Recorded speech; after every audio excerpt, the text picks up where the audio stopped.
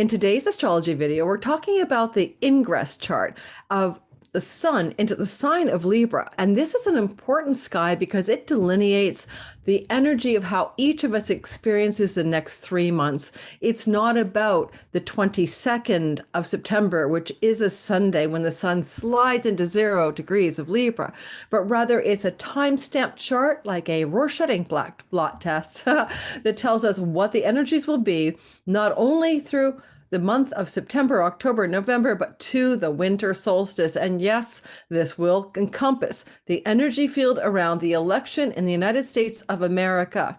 We're also going to talk about how this ingress chart influences your life in the next 3 months from Sunday, the 22nd of September through to December, the 25th or so, when we have the winter solstice sky.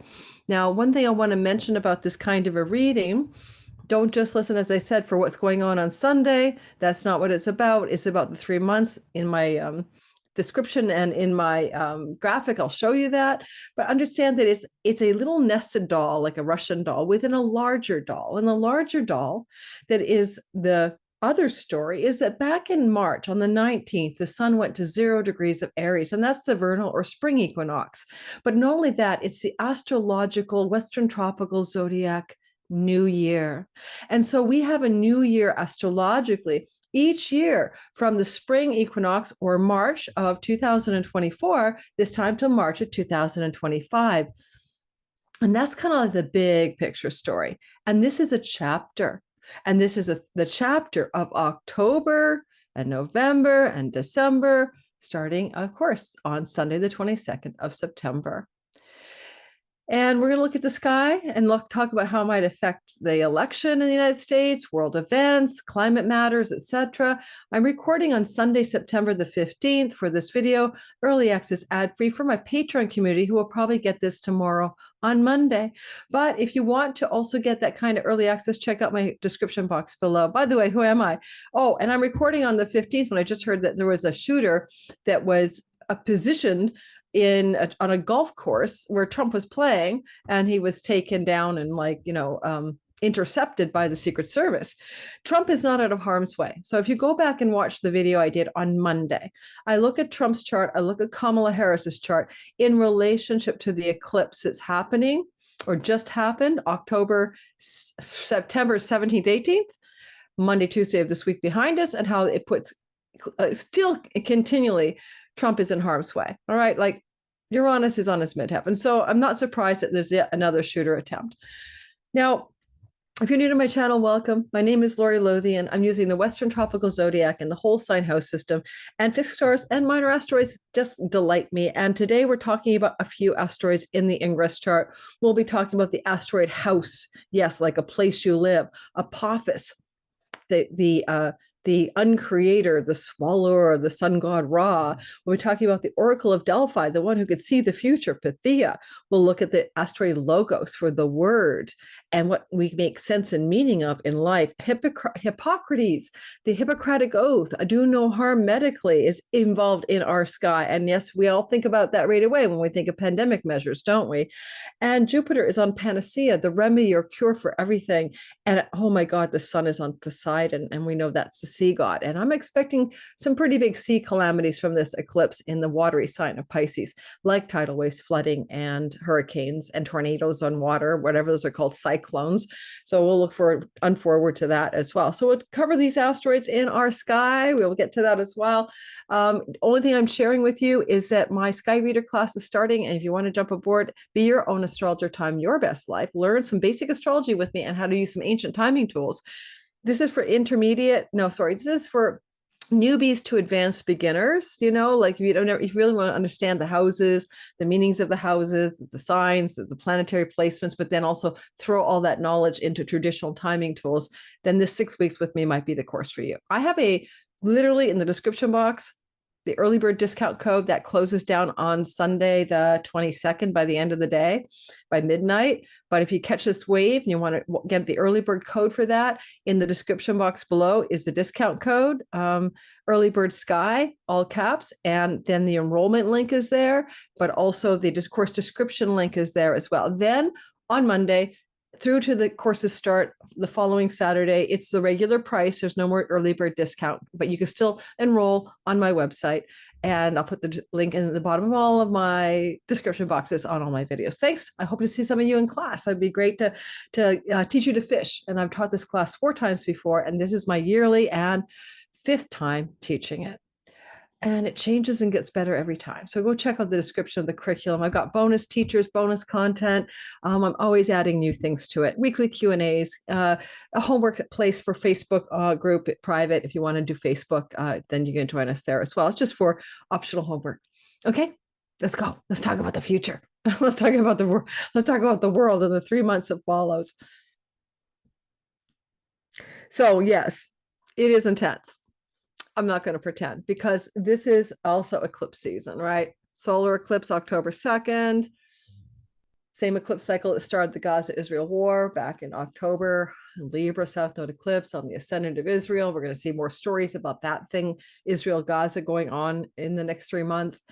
It is also the Pisces eclipse that has occurred on the 17th, 18th, which is a doorway to a new eclipse cycle that we haven't seen since 2006 to 2008, and also 1987 to 89, with eclipses in North Node Pisces, South Node in Virgo, and that cycles back again. And it has overlapped with significant stock market and economic downturns in the world.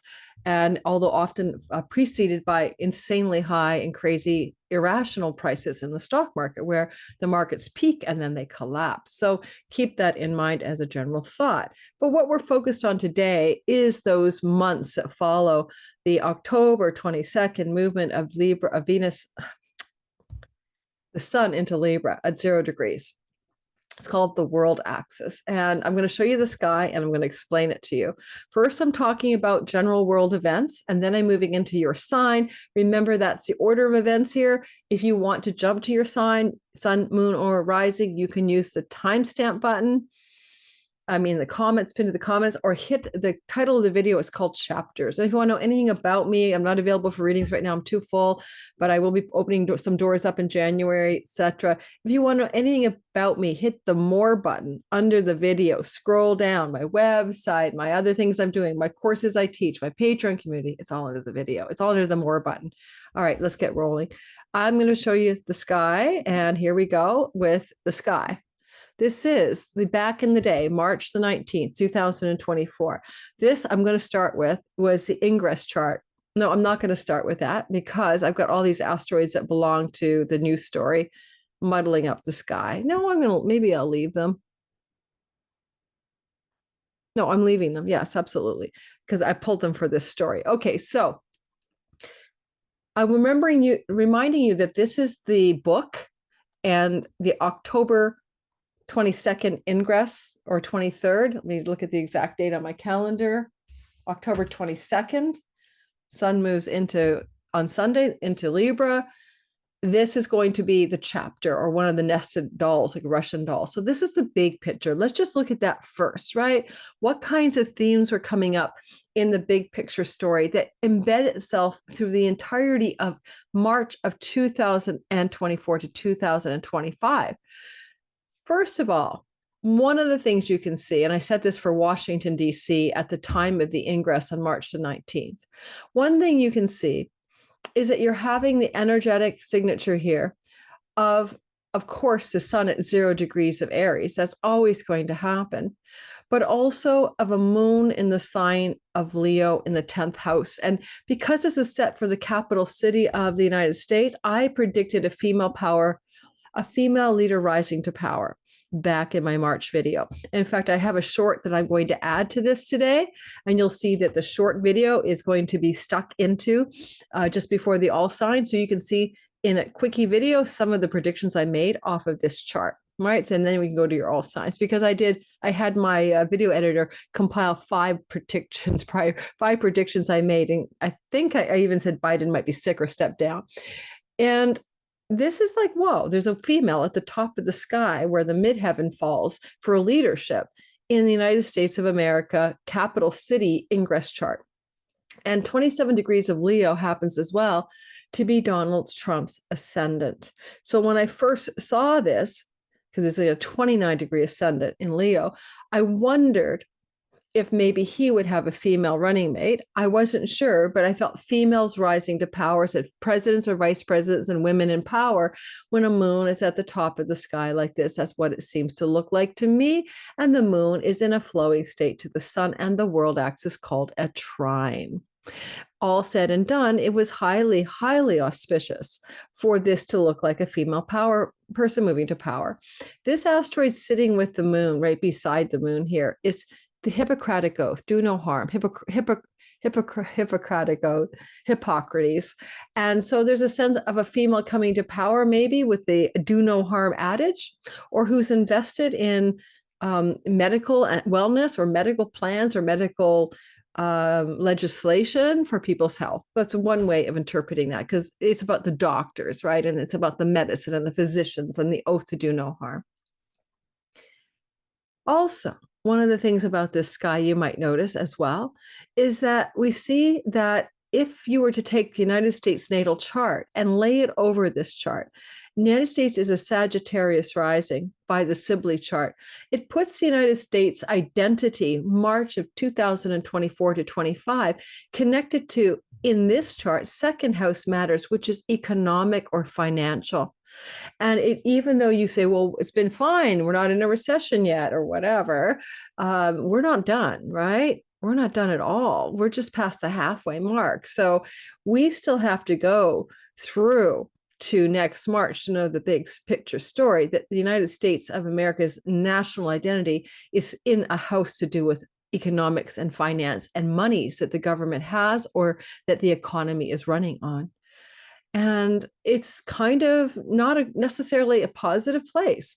Jupiter rules the Sagittarius ascendant of the United States of America, but happens to be in an aversion to the ascendant in the solar return in the ingress chart, meaning he's not able to be very supportive. He's in an inconjunct, which means he's kind of off duty, out of the sight lines of what America's trying to do with its money story. In this sky as well, you might consider that Joe Biden has his sun at 7 degrees of Scorpio. So that puts Joe Biden's sun about here. And this is the top half of the ascendant, which is the part of the house of hospitals. So Joe Biden and the word hospital is now outside the bounds of possibility by the time we reach March of 2025. And with his 27-degree ascendant in the ingress chart in Scorpio, he's ruled by Mars. Now, Mars is sitting down here with this asteroid, and this asteroid is Pythia, the fortune teller, the seer, the oracle who can see the future. I'm not sure what to make of that, other than a lot of people foretold or foresaw Joe Biden's health being a problem, especially cognitively. Many people did, both astrologically and in the real normal world. And so it could have been a very strongly foreseen situation with his cognitive health. And it wasn't a surprise to anybody, that kind of thing. Joe Biden has his moon around 0 degrees or 1 or 2 degrees, to remember, of the sign of Taurus. And so his moon falls here in what is called the setting place, below the descendant, below the horizon, into the darkness of night. To have his moon in the setting place in the chart of the ingress, and I had this in my long video last year, is not good. He's setting. And the moon represents your vital force, the prana that animates the body, and it represents your mind and your body. So his mind body was setting. He's going into sundowning. And indeed, I have a short on Joe Biden and the setting place and his moon in the setting place of this ingress chart. So that's a few examples of how this sky could tell what may be happening and still may be happening with the world at large. And there's another thing going on in this chart that I find curious, and that's the asteroid house conjunct Venus. Now, house is normally, just there's your house, right? Have a house. Venus is exalted, high house prices, exalted house prices. But Saturn, compression, restriction. And there's Apophis, like the swallower of the sun god, the evil one, So I'm going to say that this foretells a housing downturn. In the United States natal Sibley chart, where this falls, is in the fourth house of home and homeland and real estate and property, like the fourth house of the United States chart. So even though we have an exalted Venus, which can be like to put up on high, we do see with housing market, Saturn, restriction, contraction, and restraint, and a difficult swallowing by that sun god. I mean, the evil serpent that swallowed the sun god Ra. So there's a downturn in the United States housing market foretold by the ingress chart of March of 2024, add 12 months. So those are some stories that I'm seeing in the chart. And Mercury is the ruler of the United States of America's 10th house of leaders and leadership. Mercury is with Chiron, meaning a wounded leader. And that's obviously Biden. Biden stepped down, but Trump was almost assassinated, and he is a former president. So wounded leadership in the United States of America from people who are at the highest level, like vice presidents and presidents, shows up in this sky as a forewarning, a shot off the bow from last March to the next March that these themes will prevail.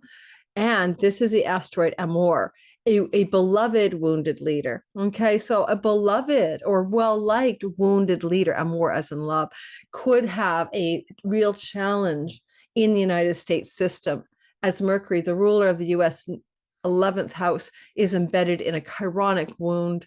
And again, what is a beloved leader? Well, I mean, a lot of people found Joe Biden, especially if you're Democrat, like beloved Joe Biden. A lot of people think Trump is beloved if you're MAGA. So people's chosen beloved leaders, good luck. What about the pandemic narrative? People keep talking about monkeypox or the bird flu. Are we going to have a pandemic in this year? Pan is the god for pandemic here. And he's sitting with the north node of increase in the sign of Aries, ruled by Mars. Mars is sitting in Aquarius. What does that mean for the United States of America, for example? Well, it is the third house of the United States where Mars, the ruler of the Pan god for pandemic and amplification, is sitting. And sitting with the sun is Poseidon, by the way, the god of the sea. You could have a waterborne pandemic like cholera. I doubt that, right? I doubt that. But also the third house can represent the energy of the news cycle in the country, where the media or the government makes announcements. And that's going to say there's possibly some announcements about pandemic stories. However, it's not the most convincing story to me that we're going to come back into pandemic land. But a lot of people are Pythia, Mars, ruler of the pandemic north node, forecasting it. WHO warns that the monkey flu is now a global issue. Monkey flu, monkeypox.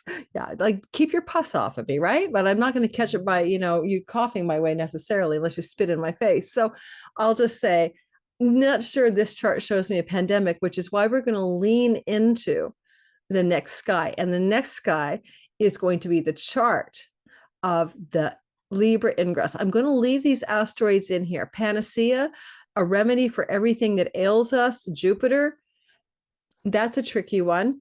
That doesn't seem to be anything to do at all with the pandemic story, but a metaphorical panacea or cure-all is a cure-all leader.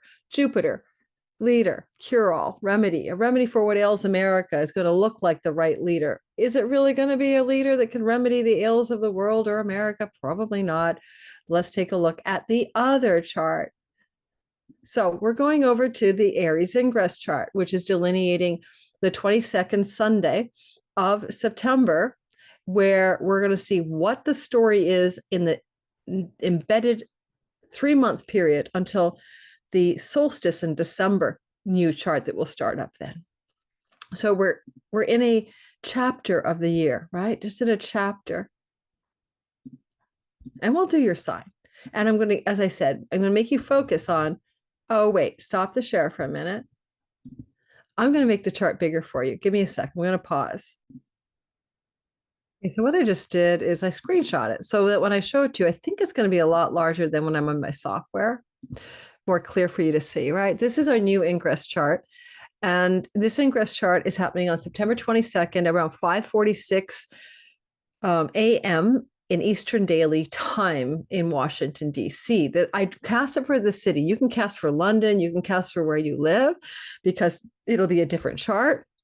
And it gives you the energies of what's going on in the next 3 months in the location in which you live. So because Washington, D.C. is the capital city of the country, it can indicate national issues.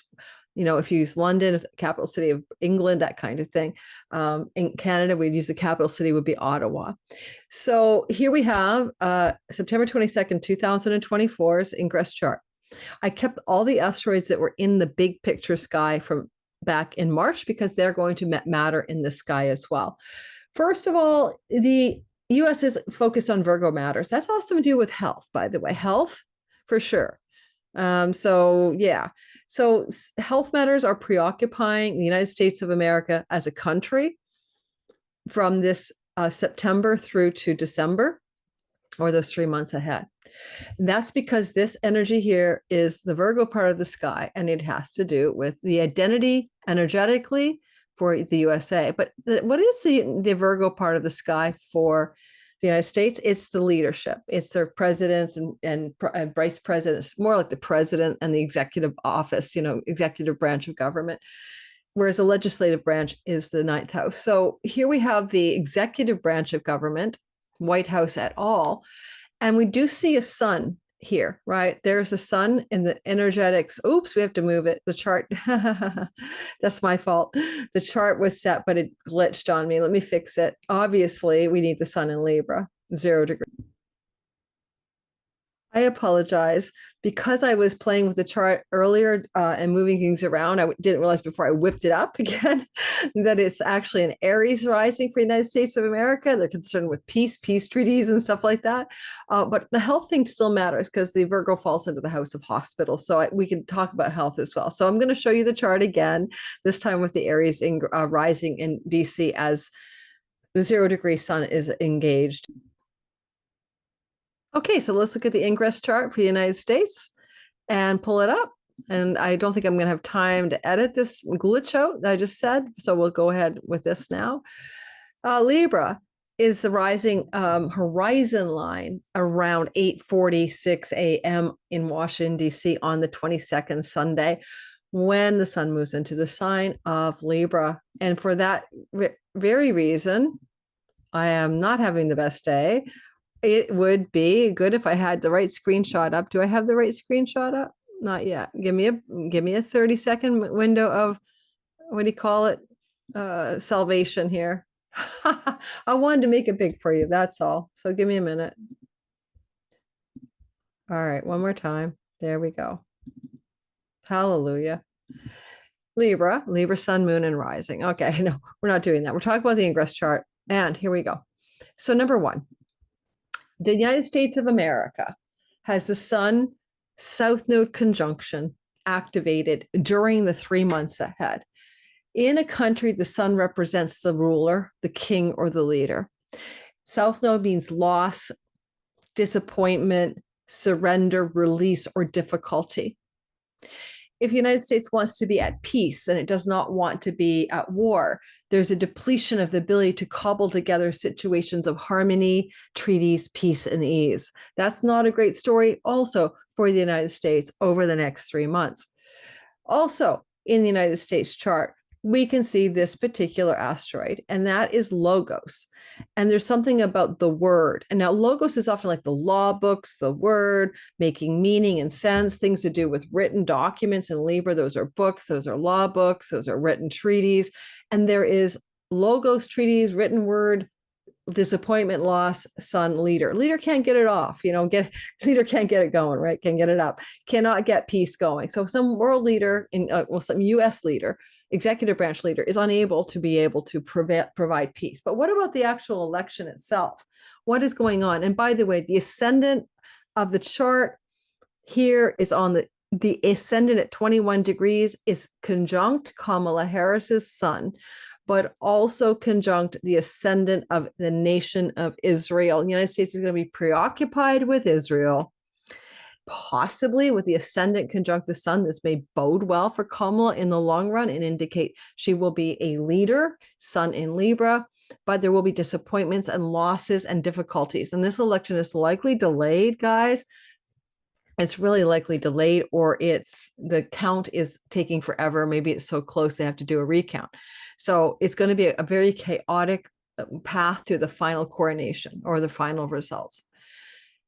Alrighty. We'll notice that in this ingress chart, because the United States is a Sag rising, that it has its rising sign coming through this part of the chart, the third house, and its descendant in the ninth house. And the descendant is the part of the United States that represents its adversaries and open enemies. So it can see you probably don't want Jupiter in the house of open enemies. It means your open enemies are strong. That's all it means. Your open enemies have got the power. Kamala Harris's ascendant is at 24 degrees with her north node of Gemini. And you can see that the lot of Fortune and Jupiter are close, but not quite. They haven't reached that degree. And in fact, Jupiter will not. He will retrograde before the election. And so therefore, there's almost a reframement from coronation for both Jupiter approaching Trump's sun and north node and in Gemini, and Kamala's ascendant and north node in Gemini. So there seems to be some problem with the final result being clear right after the election. But Jupiter gives strength to the enemies of the United States, whatever those open enemies are. Okay. One other thing I notice is that pan or pandemic or panic is here. So panic or pandemic or pandemonium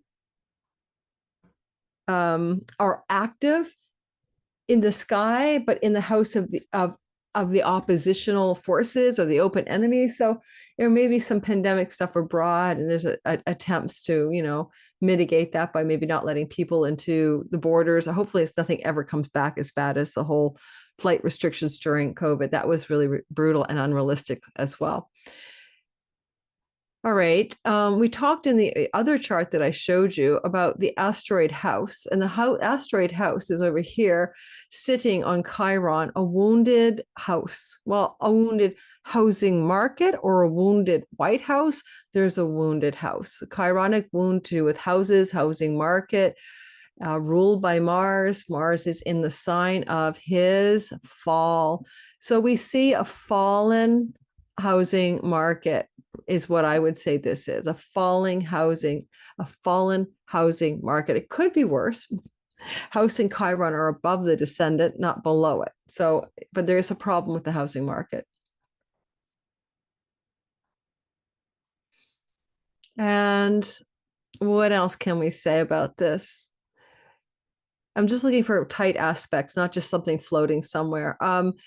The idea of a remedy or cure for everything, Panacea midheaven, ruled by the moon. There may be an attempt in this story. This is the 8th house, the United States stock markets with a fallen Mars. So United States stock markets with a fallen Mars. And the Mars is pretty close to the United States sun. So a fallen leader, that's Joe Biden, because he is the leader already. So Joe Biden is falling even further down. But the stock market's, and this is happening in the house of death. So a fallen leader to death, maybe Joe Biden. But also there's a remedy or a cure or a panacea for something that ails the country economically, the United States economically.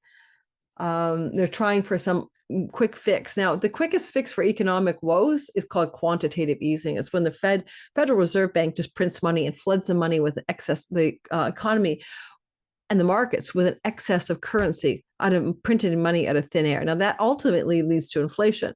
But if we're looking like we're going to skid downward too quickly into a depression, then the Fed will do more quantitative easing, temporarily buoying the markets. That's called the remedy or the cure-all, but it won't work and it won't last. That's the problem. So keep that in mind, because then we'll have a massive dump.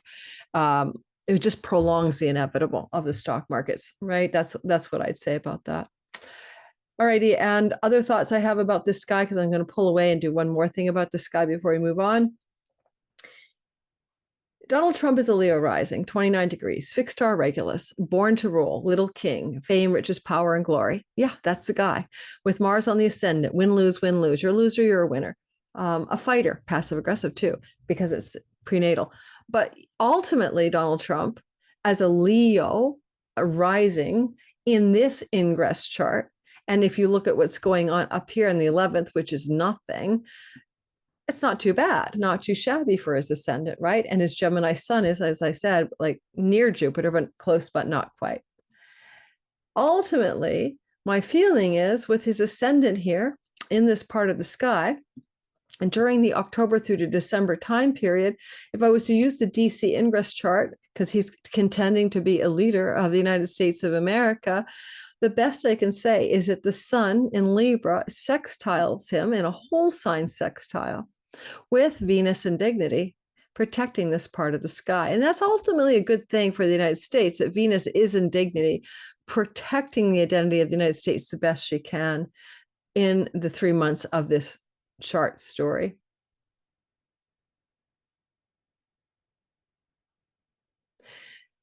And the sun in Libra, relative to Donald Trump's, multiple placements in Leo. Pluto is in Leo around 10 degrees. You've got Mars at 26 degrees. You've got asteroid Apollo, an angel in, asteroid Apollo in Leo. He's got for leader, he's got his ascendant Leo. So for Donald Trump, the ruler of all of his first house placements is the sun. And the only thing I'm worried about, because the sun in Libra with Venus protecting isn't a terrible placement, but you got to wonder about the south node, because the sun is moving into the south node. And you could actually make a timing marker out of that if you were wanting to. You go, sun is 6 degrees away from the south node. So you can say, what happens 6 weeks, 6 days, or 6 months? I would go for weeks because we're doing a 3-month chart. So you could take September 22nd and add 6 weeks. And you get to the middle of October, and you could be very concerned about some kind of loss of power or loss of wellness physically, or coming completely unhinged and out of balance in some way for Donald Trump as he aspires to become the leader of the United States yet again.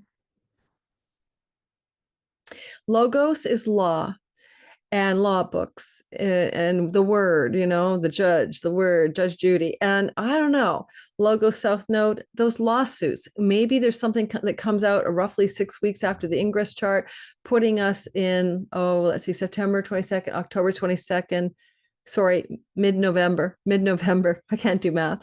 Sometime in early to mid-November. Yeah, you call the election. Something destabilizes Donald Trump, takes him off balance, that kind of thing. I'm going to show one more chart.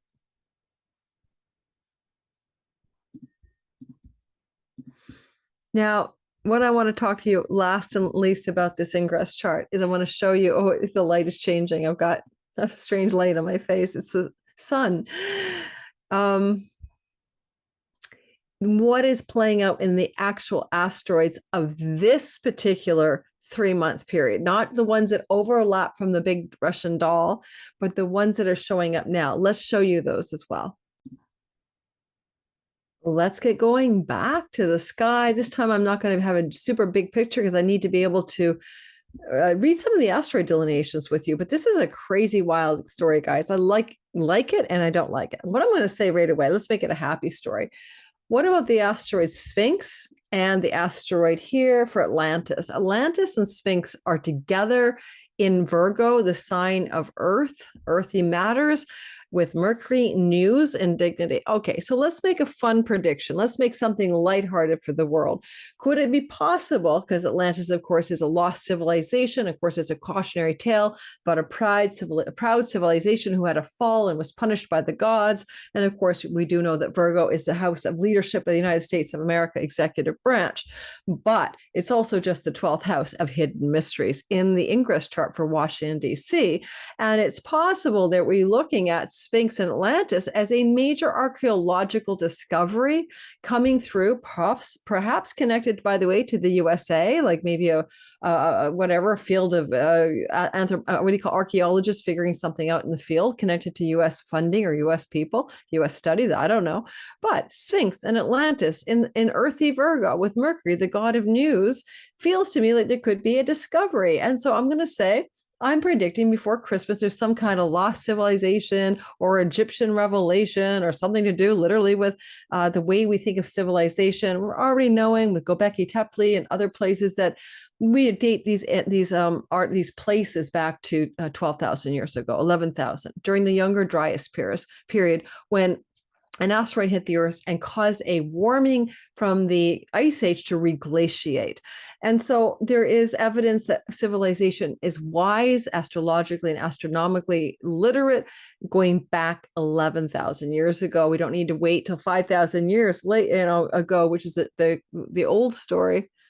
Those are the recovery times after the disaster of 11,000 years ago. So anyway, so maybe Atlantis, maybe the pyramids, maybe a lost civilization under the earth is recovered under the earth, I say, because it's Virgo, but it also because we have Saturn and Neptune. I took Neptune out for some reason, sitting in the sign of Pisces. It's very possible that we are going to see the energetics there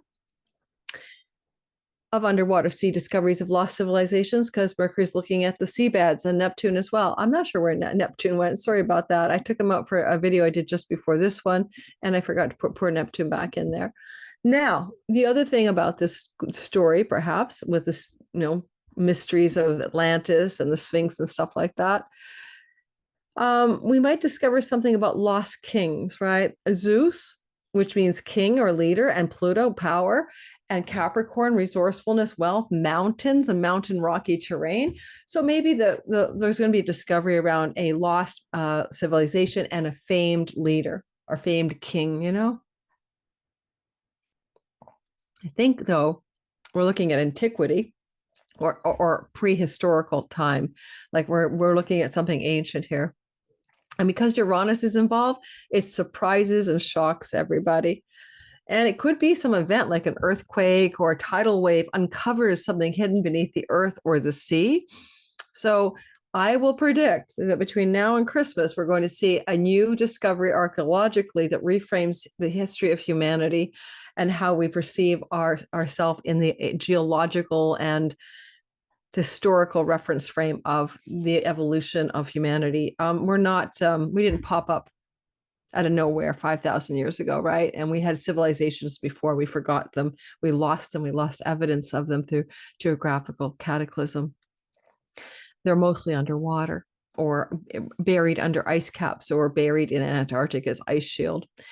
Now, when we move away from that story about the fun stuff I just told you about, my prediction, I'm going to say the next thing I think this next 3 months holds for the world is a few other matters. We're going to see the death of a leader in the next 3 months, and it's significant. And I'll tell you why. This is two things. We have asteroid America in a conjunction to Pluto by degree, different signs, but still a conjunction. And where we see this Pluto, death, Zeus, death of leader, Zeus, Pluto, America is death of an American leader. That's that simple. But when we take it even further, then we also see that Mars up here in the sign of his fault in the 10th house of the ingress chart for Washington, D.C., making that the place of leaders in the United States. Mars is fallen, not doing really well with Lucifer, the light bearer, but the rebellious angel who bucks the system, who rebels against things. Or what is Lucifer mean to you? He was a rebel. He was a light bringer, a light bearer. He was the most beautiful angel. He's not Satan. That's a different narrative. He's another energy of a prehistorical war in heaven between two waging parties of angels and God. So angels took sides. So we have an angelic force up here, but what we consider the fallen angel, right? The fallen angel, he was cast into the abyss with a fallen Mars, with the midheaven leadership. And this asteroid here, hang on. This little guy here, this funny little symbol, it's hard to click on it, click, click, click. This little symbol here is Libitina, and it's about funerals. It's about funerals. I'm not even going to read the delineation. It's about funerals. We're seeing a funeral for a world leader connected to leadership in the United States of America in the next 3 months. And interestingly as well, Mars rules murder or assassination or poisoning or harm or foul play. So there may be, or it could be a heart condition, but Also, foul play can look like a heart condition. So we're going to lose a leader. It's probably foul play. There will be a funeral. And we'll also notice that over here is Ganymede. Ganymede is the god of poisoning. Not really. He's the cupbearer. What he does is he was hired by Zeus to taste all of the wine. Hired. He was taken as a lover and a cupbearer, and he was abducted by Zeus. I think he's immortal. He is a mortal man, Mortal, Ganymede. And Ganymede, oh, I'm sorry, I lost my own chart. Ganymede over here is sitting with Saturn in the house of water and Neptune, which was poisoning through drugs. And Donald Trump has this lot of poisoning near his natal Neptune, I think, if I remember correctly. So I'll just keep poor Donald Trump in mind. I'm recording on a day where there was a shooting on the golf course, so who knows what's next. A lot of forces out to get him, it seems.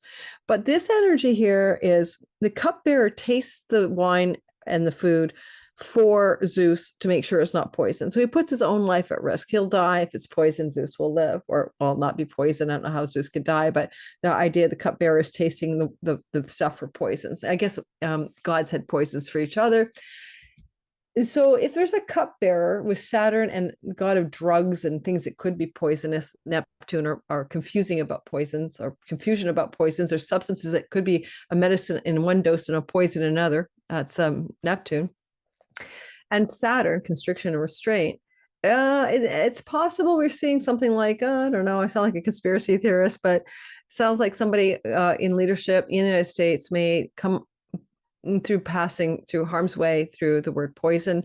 And, this cupbearer energy is in the sign that's currently representing Pisces, the Republican Party. I mean, it just represents whatever party is in opposition to the leader party, whatever party is trying to take the new position, right, which is the Republican. So this could also mean that the Republican Party candidate could be poisoned, or Republican forces poison another candidate. Now, this sounds really crazy. So I've really gone off to Game of Thrones on everybody here, but just want to point that out. It's not something I normally would point out, but it's all in the devil's in the detail. Those asteroids tell the story, don't they?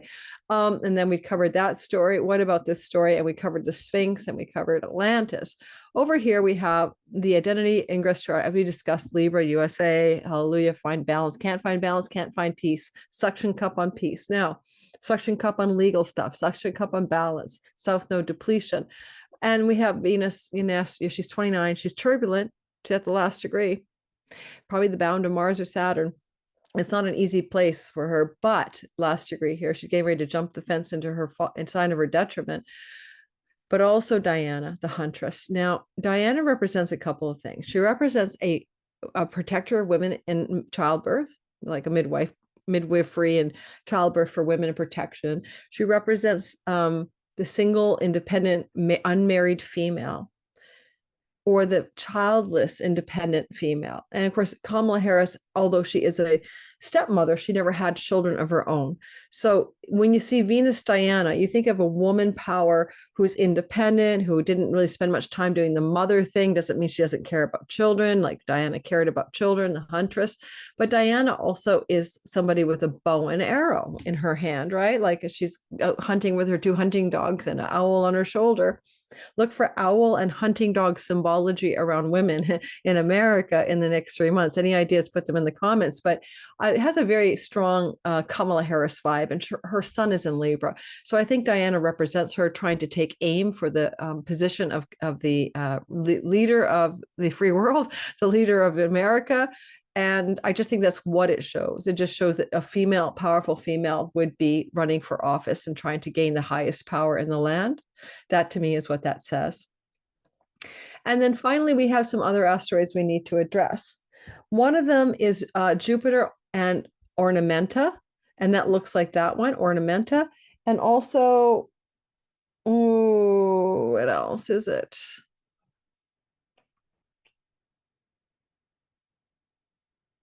I'm trying to remember the name of that other asteroid that's sitting up there. I think it could be Eurydice. Let me just double check. It won't let me actually peek at the asteroids when I'm doing the drawing all over my chart. So I'm not sure about which baby that is, but if it's Eurydice, I'll come into that. It is Eurydice. If anybody's watching that fabulous show, about the Olympian gods retold. It's just streaming online right now. I'm really enjoying it. It's called Chaos, Kaos. And so Eurydice is in the story here, and this is Ornamenta. So Ornamenta is like the ornaments, like when you get crowned to be the king. It's your crown, it's your capey thing, you know, the royal cape. It's the ornaments that make you wealthy or that you make you kingly, the ornamenta. So Ornamenta, there's an ornamenting of a king coming up who's a female. Come on, it's the moon. Look, I keep seeing as much as, you know, the next guy, it looks like Kamala will win, but I don't think it's an easy path to get there. So a female will be ornamented, or a count, putting a crown on a female in the United States of America in the next 3 months during the election and post-election period. And Eurydice is interesting because she was she was sucked into the underworld. She died, and her lover Orpheus tried to rescue her and was given permission to go down and get her, but he could bring her back up only if he didn't look at her on the way back up. So it's a bit of a love story, but it's also about being dragged into the underworld. So Eurydice, Ornamenta, female leader, USA, being dragged into the underworld. Kamala Harris has her ascendant at 24 degrees of the sign of Gemini. She has her North Node at 24 degrees of Gemini. And the myth of Eurydice and Ornamenta and the fates of the lot of fortune on the USA sky fall on that ingress chart into a very vulnerable place for her character in the game of life, her ascendant. So when you see Eurydice there, you might go into that myth and think, well, this girl was stuck in the underworld and had to be rescued. Ornamenta is just the ornamental, you know, accoutrements of power, being, you know, crowned and caped and given glorious jewels and all of that good stuff. But why is she in the underworld? That's the good question, guys. It really is. It makes me wonder. So to be pondered, to be, you know, sussed out, to be thought about. I did this for the United States in terms of the ingress chart, only in the sense that I could have cast it for London. I could have cast it for Tel Aviv, but I didn't want to. I could do Tel Aviv separately when I do the royal ingress chart, when I do Netanyahu's really difficult solar return chart for his October 21st birthday. I cast it for the USA because the United States is in an election, and because it's relevant to what's happening now, and Trump being almost killed again today, or someone stopped somebody with a gun on a golf course kind of thing. The guy has Uranus on Algol, on his midheaven, and it's going to continue to haunt him through to early next year. He's not out of harm's way by any means. So keep that in mind. Let's go ahead and do your sign. Listen for your sun for career and purpose. Listen for your moon when it comes to anything to do with your body and your mind and your emotional set points and your, you know, how agitated or calm are you, but also home and safety needs. And listen for your rising about everything in your life. You're on the steering wheel of the ship of your life, the helm. Now, and it's the character you play. Just before we do the all signs, at this point, I'm wedging in a video. If you want to watch it, you can always skip it. And it's a little animated clip of the 5 predictions I made. The 5 predictions I made about 2024 to 25 astrological year based on the solar ingress chart back in the day. Now, there were other things I said in the longer video, like Joe's being in the setting place, you know, the moon in the setting place, Joe's moon in the setting place of the ingress. I don't think that is in that video, but in my longer video, I said he's setting, he's going down, something's happening to his body, mind, health, he's going under the horizon line, and he did. He stepped down, and I predicted in like 3 different videos. I got trashed for saying there's anything wrong with his mind. But I mean, it's like the emperor has no clothes thingy, you know, everyone's like, look at the beautiful outfit that the emperor's wearing, and everyone else, and a few people, the little kid goes, Mom and Dad, the guy's naked. Well, if you just listen to Joe speak at anything, he was not fully present. I just don't get it. There's like a religious zealotry going on in the Democratic Party where you can't even admit, and I'm not Democrat and I'm not Republican.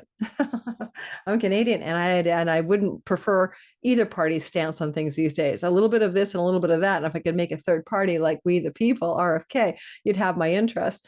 But, you know, some of it was just so obvious, you know, so that's the thing. And I know those of you who are pro-Trump think I'm anti-Trump. I'm not. Those of you who are pro-Biden think or pro-Kamala think I'm anti-Kamala. I'm not. Now, here's the ingress chart way before Kamala stepped in, when Biden was still in charge.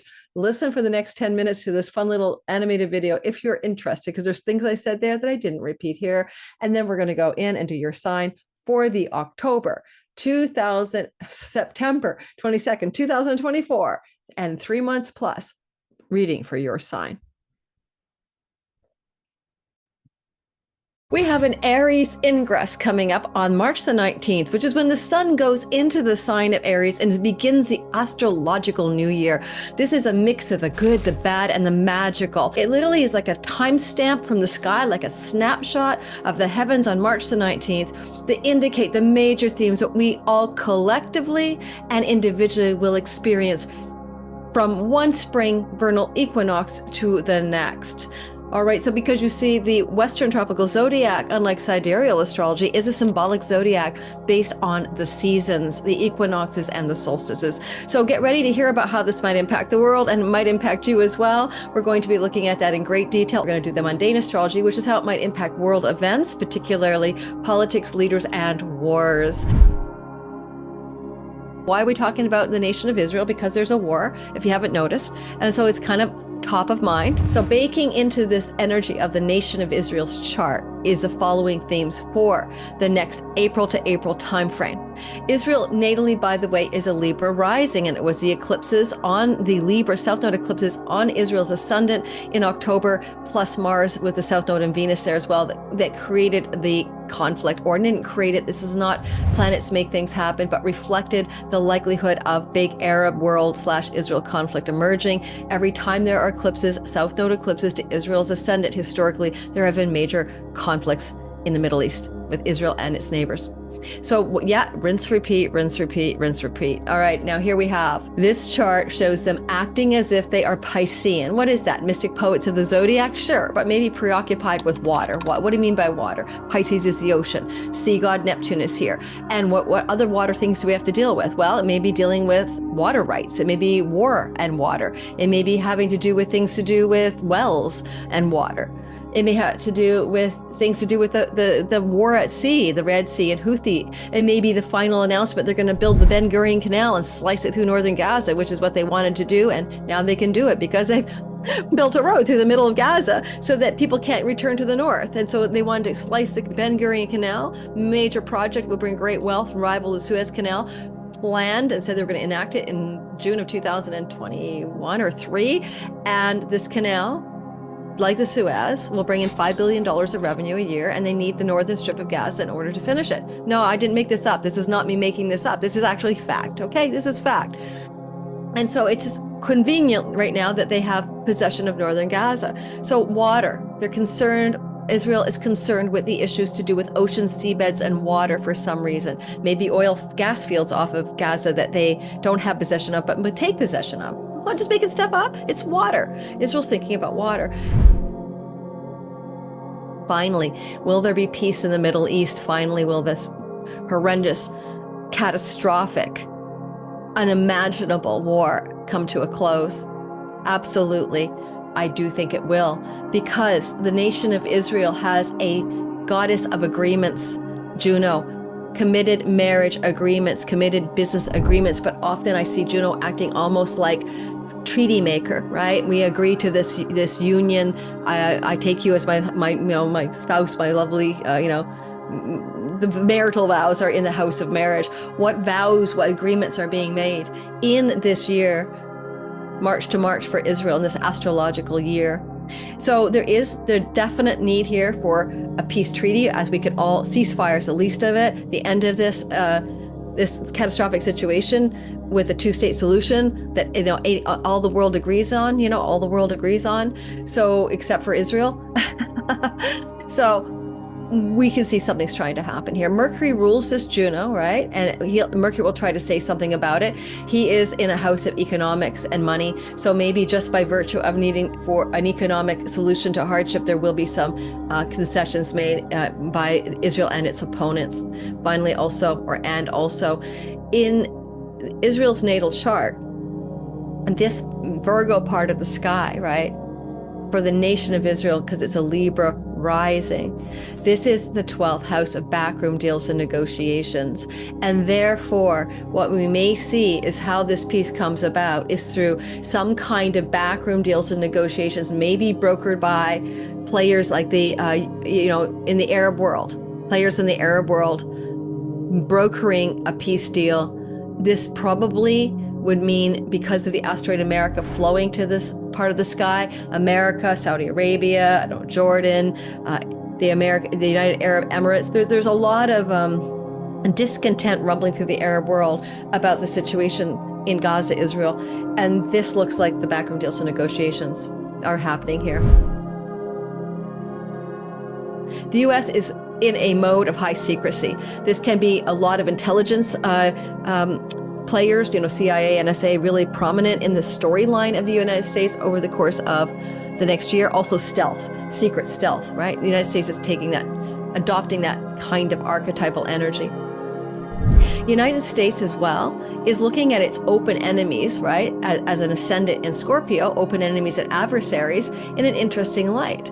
It's Jupiter over there with Uranus. There may be some shock and awe, some big surprises for the USA about who their enemies actually are. There may be a sense of you took your eye off the ball and you weren't paying any attention, and all of a sudden you realize you were so focused on Ukraine and that particular proxy war, or what's going on in the Middle East, that you took your eye off the ball and were taken by surprise by some other unfriendly foe. Some foe, all foes are unfriendly, some unexpected foe. That's one way of looking at it. I don't want to think it's all about war, but it can look that way for sure. In the Sibley chart with the Sag rising, this is the United States, ascendant at 12 degrees, and it's blindsided by this. Can't witness it, can't see it. And it represents in the United States the 6th house of the workforce. So we shall see what that looks like. In the United States chart, you see that there is a midheaven with Juno. Juno is just about that partnership agreements and contracts, especially marriage contracts. But that, because we consider traditional marriage to be male and female, I understand. I don't think that today, but that's how it used to be looked at. And I still think that the archetype of masculine and feminine can be found in 2 men or 2 women together. That there is probably this chart suggesting a female vice president. All right, that's what I'm saying. Or a female president and a male vice president. I'm just guessing, but it feels that way when I look at it. Okay, that's what I'm getting from that. Venus can represent an exalted female. Very likely there's going to be an exalted female running for office with Trump, even though, people think he's a misogynist. I think he has a good sense if he's going to prevail. And unfortunately, with his Zodiacal releasing, he probably will, to pick a female to get the female vote. Okay, end of story. In this chart, a moon in the 10th house of the ingress shows a female in power. That's what it shows. So there is a female, either president or vice president, in power. Okay, you say Kamala Harris, and that could be true. If Joe Biden steps away for health reasons and Kamala is taking his position, she may be the running incumbent for the election, and therefore she may be in power. So this is possible. One thing I don't like about this chart for the Biden administration is that Mercury is the ruler of this midheaven, and Mercury is out of sight in an aversion and with the wounded one. And it may be that the current ruling party is going to experience a deep wound of some sort. It may be just a wound of a loss of the vote, because the people en masse who are the daily workers of society belong to the 6th house. And they are sort of sitting here with a wound, right? There's a wound here. The wound. This is an asteroid for homecoming. I put it here because it's the yearning to return to one's true home, the migratory birds. And I'm going to do a deeper dive into that for the election charts. But it's just like, where are the people feeling like there's a deeper wound connected to returning to one's true home in the United States? I'm not sure. That kind of, is something to be debated about.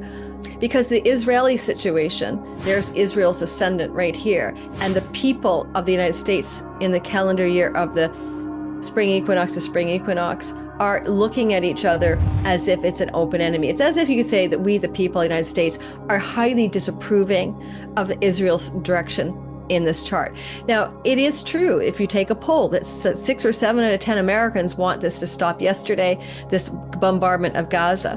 And so the average Joe walking on the street is not improving. And, young people, the TikTok crew, are really, really angry. Young millennials are really angry. And so the young vote and the Arab vote have been lost to the Biden administration. Honestly, it's like he's trying to throw the election.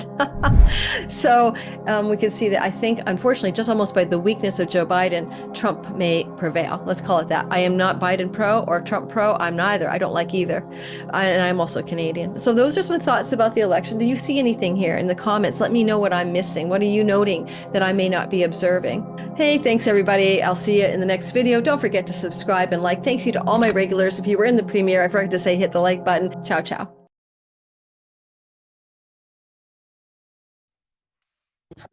And now we're going to go through your sign and the next 3 months as it applies from the ingress. And I changed my outfit. It's the day of the eclipse, September 17th, and I'm recording with my Sattvic outfit on. Let's look at Aries first. And this won't be too long, guys. We're just going to talk about some of the broad brushstrokes that are happening for you and each sign over the next 3 months based on the ingress of the sun into the sign of Libra. So first of all, every year the sun ingress is here for you because you're cardinal in the 7th house of relationship. I find it fascinating that I know that a lot of Aries do major relationship things between September and the winter solstice. And I got married basically one time in that window of time. So you see this energy here. So ask yourself how you tend to, as an Aries, reset your long-term committed love relationships, your marketing, your clients, your audience, and your business partnerships almost all the time in this time of year. So first of all, that's a general theme, but you'll notice that Juno, the goddess of commitment, vows, contracts, and agreements, I often seen her look like she can be money, moneta, but she also has an energy here of what you want to bind together in an enduring way. And so she's traveling here with the sun at the time of the ingress. And it to me is speaking to the idea that quite probably you're going to make some vows or agreements or commitments of some kind between the ingress moment on the 22nd of September through to the solstice, winter solstice in December. How would this look? I don't know. It could be a legal contract with Venus here. It could be about love or contracts about art, beauty, creativity, all that kind of thing.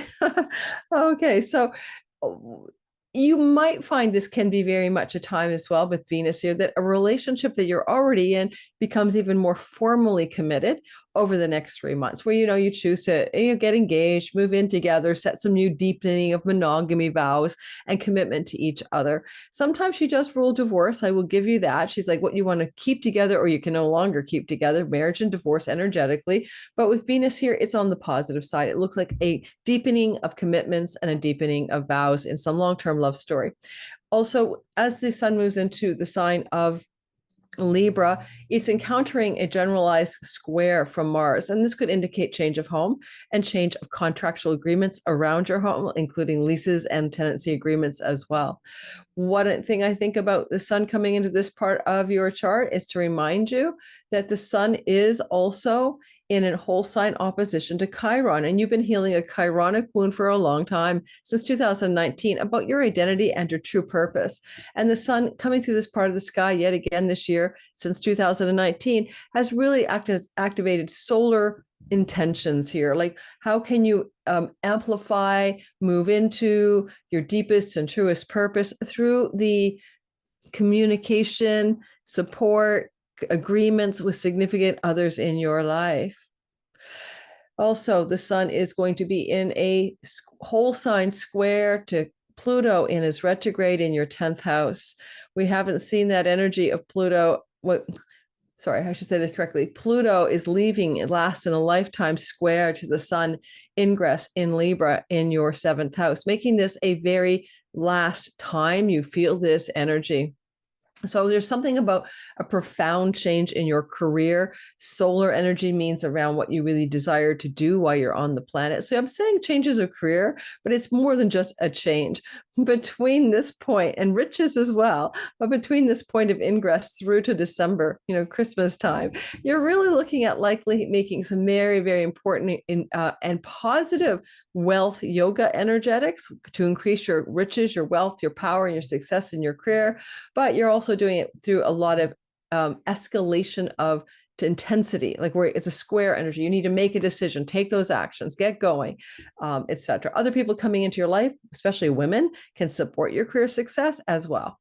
Finally, I would notice that the sun in this particular star chart will be in a flow to Jupiter in an air sign. Jupiter is going to support the sun, which you can only do as the solar ingress happens here every 12 years. So this is a new energy of Jupiter chiming in and going, well, let's increase your success in writing, traveling, communicating, teaching, short distance travel, all these third house things as it applies to support from your spouse, your business partners, your clients, your audience, and your marketplace. And you know what I'm going to do? I'm going to take out anything that's in aversion because it's just distracting as all hell, meaning that the sun doesn't witness it, is what I'm saying. So the sun does not witness Mercury or the Vestal flame, and the sun does not witness the Uranus Hygeia thing. And it's just simpler to remove the stuff that is outside the bounds of the attention or the visibility. That's another way of putting it. The attention or the visibility factor of the notes. All right. I mean, of the notes of the planetary placements and Mercury. Goodbye. All right, so did I get that one back for you guys? And coming back in. Sorry, I should just pause next time. Oh, the Vestal flame. See you later. Can't witness it, can't see it. Also can't see Saturn and Neptune. We're going to keep it extremely simple. Saturn, Neptune, goodbye. We know where they are, right? I do. And the Vestal flame. Now we have a much simpler sky where communication is happening.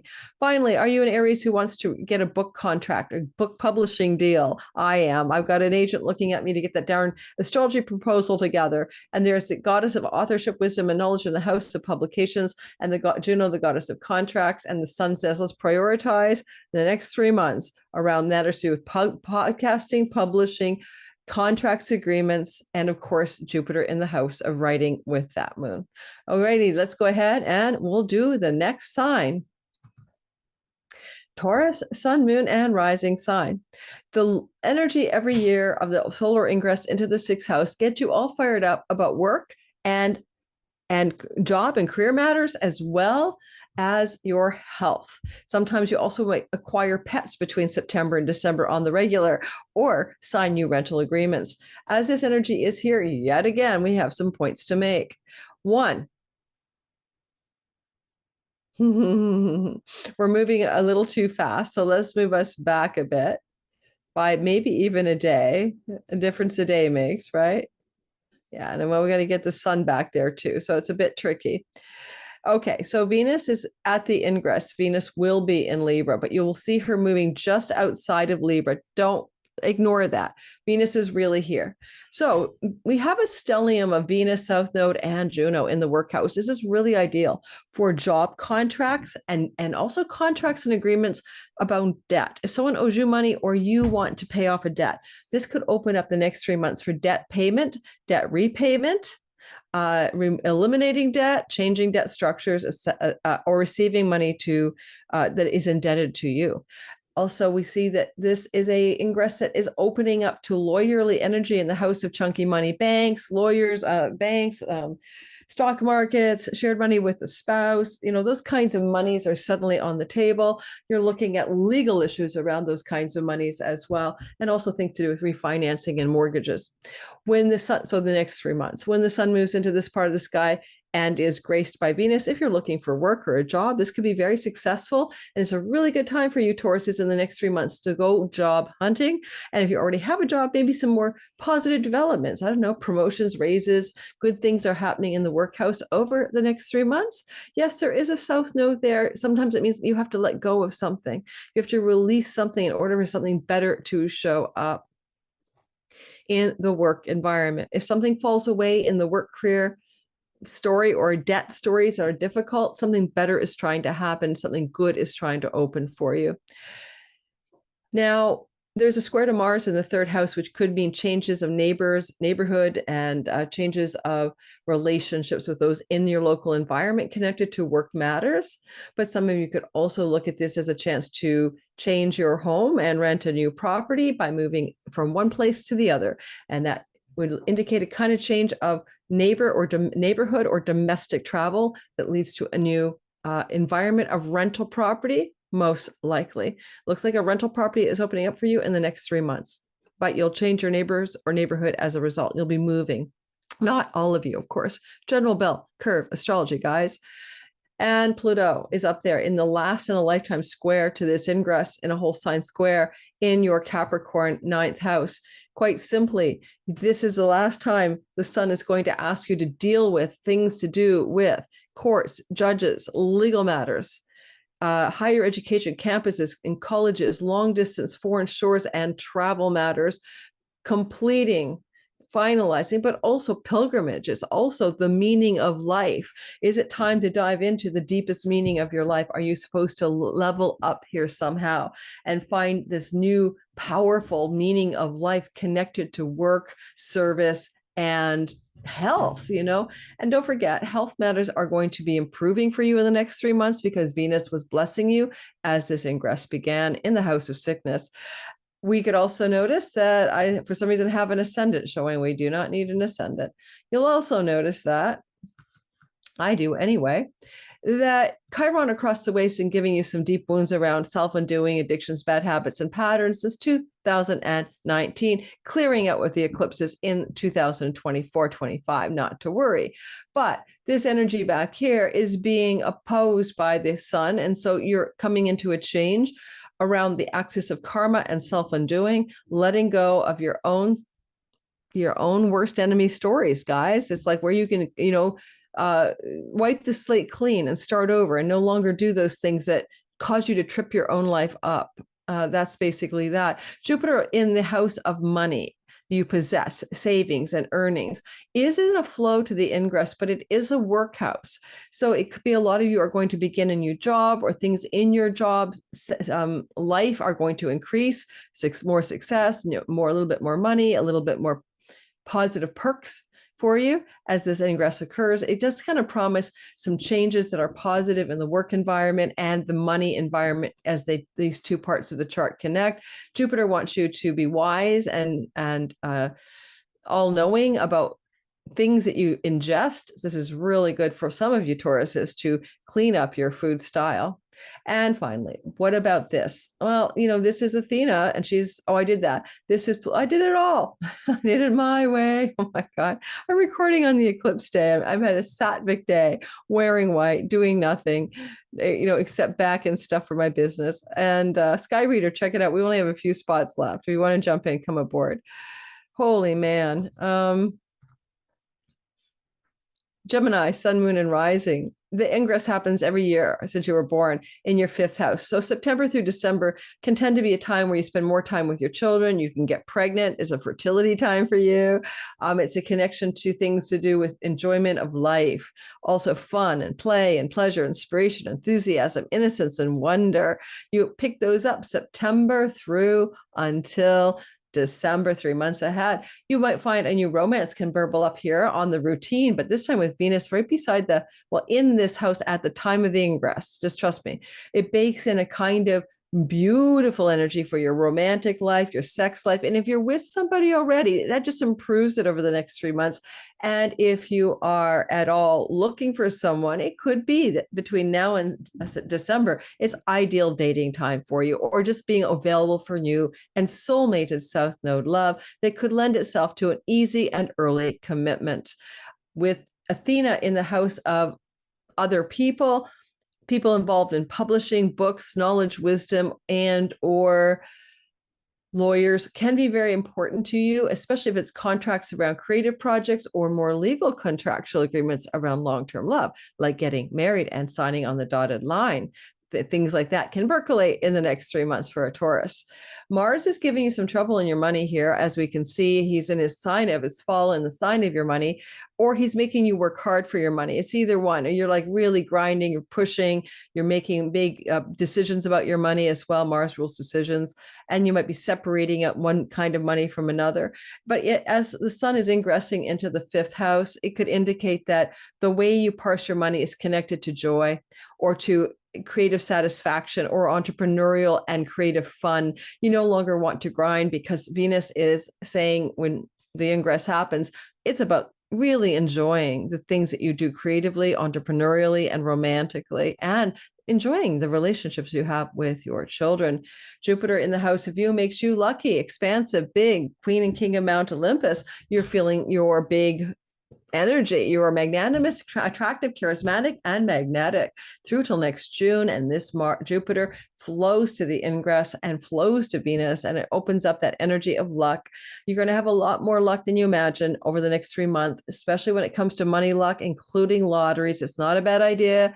Know your limit, play within it. But if anyone can do it, it's the Gemini people, sun, moon, and rising, especially rising and sun, who could win the lottery as a result of this solar ingress in the next 3 months. Of course, play wisely. And this is just general astrology. I can't believe when people say, "Yeah, I didn't win the lottery. You were wrong." I can't say that every Gemini in the world will win the lottery, everybody. We have to put our thinking caps on. General bell curve, not your chart. Pluto, last in a lifetime in your 8th house, says something along the lines of, it is a time to get some big riches in, some last rewards of chunky money. Take the harvest goddess is there, and receive the money that you are luckily getting, and just say thank you.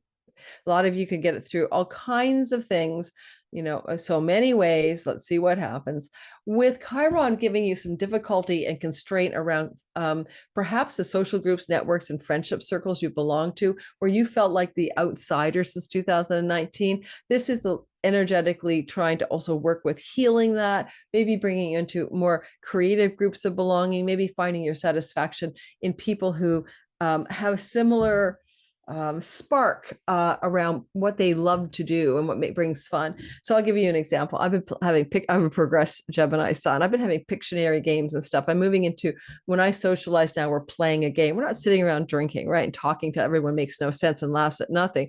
So I am looking for people who want to play competitive games now. 5th house, instead of being the outsider amongst people getting drunk at parties, I want to bring everybody into the playpen with me over here. So you're healing this September 22nd through to the 3rd week of December. You're healing some more of this energy around how your friends and you're not belonging to your friends has felt, and some woundedness around those larger groups of belonging since 2019, or with a sibling, wounded energy with a sibling, one older than you.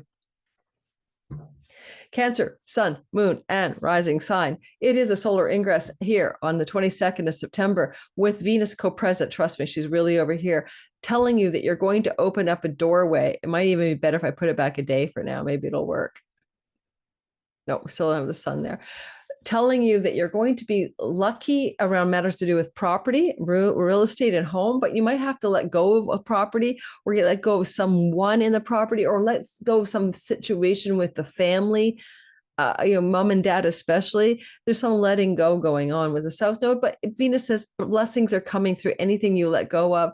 And contractual energy agreements and marriage agreements are Juno. Maybe you're making some big agreements in the house, with someone you're married to, or maybe you're making agreements to do something with the house. Contractually with Athena over here, you might be hiring people, laborers, or Athena's like strategic laborers, or people to renovate or beautify your home.